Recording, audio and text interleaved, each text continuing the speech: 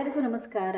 ಈ ದಿನ ನಾನು ಮೈಗ್ರೇನ್ ಎಂದರೆ ಅರ್ಧ ತಲೆನೋವಿಗೆ ಒಂದು ಸರಳವಾದ ಮನೆಮದ್ದನ್ನು ತಿಳಿಸಿಕೊಡುತ್ತಿದ್ದೇನೆ. ಇದಕ್ಕೆ ನಾನು ಮುಟ್ಟಿದರೆ ಮುನಿಯ ಗಿಡದ ಎಲೆಗಳು, ಒಂದು ರೀತಿಯ ಒಂದೆಲಗವನ್ನು ತೆಗೆದುಕೊಂಡಿದ್ದೇನೆ.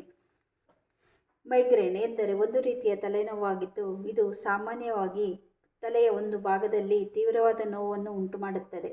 ಇದರ ಜೊತೆಗೆ ವಾಕರಿಕೆ, ವಾಂತಿ, ಬೆಳಕು ಮತ್ತು ಶಬ್ದ ಕೇಳಿದರೆ ಇರಿಟೇಷನ್ ಆಗುವುದು ಹೊಂದಿರುತ್ತದೆ. ಇದರಲ್ಲಿ ತಲೆನೋವು ಕೆಲವು ಗಂಟೆಗಳ ಕಾಲ ಅಥವಾ ಒಂದು ದಿನದವರೆಗೂ, ಹೇಗೆ ಸೂರ್ಯ ಹುಟ್ಟುತ್ತಾನೋ ಹಾಗೆ ತಲೆನೋವು ಹುಟ್ಟುತ್ತದೆ, ಅವನು ಹೇಗೆ ಮುಳುಗುತ್ತಾನೋ ಹಾಗೆ ತಲೆನೋವು ಕಡಿಮೆ ಆಗುತ್ತದೆ.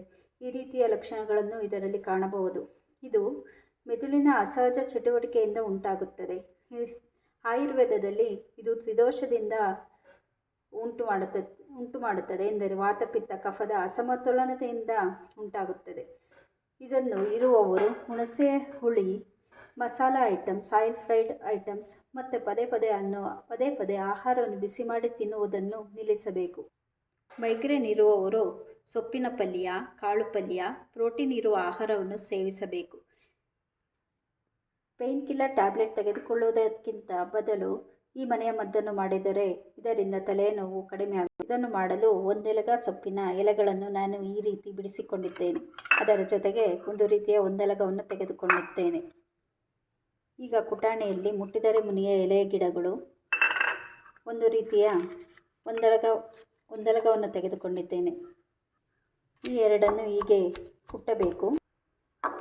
ಈ ರೀತಿಯ ಪೇಸ್ಟನ್ನು ರೆಡಿ ಮಾಡಿಕೊಳ್ಳಬೇಕು.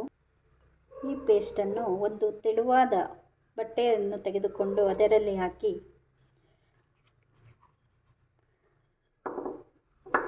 ಹಣೆಯ ಭಾಗಕ್ಕೆ ಬ್ಯಾಂಡೇಜ್ ರೀತಿಯಾಗಿ ಕಟ್ಟಿಕೊಳ್ಳುವುದರಿಂದ ಈ ಮೈಗ್ರೇನ್ ಕಡಿಮೆ ಆಗುತ್ತದೆ. ಅಥವಾ ಈ ಪೇಸ್ಟಿನ ರಸವನ್ನು ತಲೆಗೆ ಹಚ್ಚಿಕೊಳ್ಳುವುದರಿಂದ ಮೈಗ್ರೇನ್ ಕಡಿಮೆ ಆಗುತ್ತದೆ. ಈ ವಿಡಿಯೋ ನಿಮಗೆ ಇಷ್ಟವಾದರೆ ಲೈಕ್ ಮಾಡಿ, ಶೇರ್ ಮಾಡಿ, ಸಬ್ಸ್ಕ್ರೈಬ್ ಮಾಡಿ. Thank you for watching.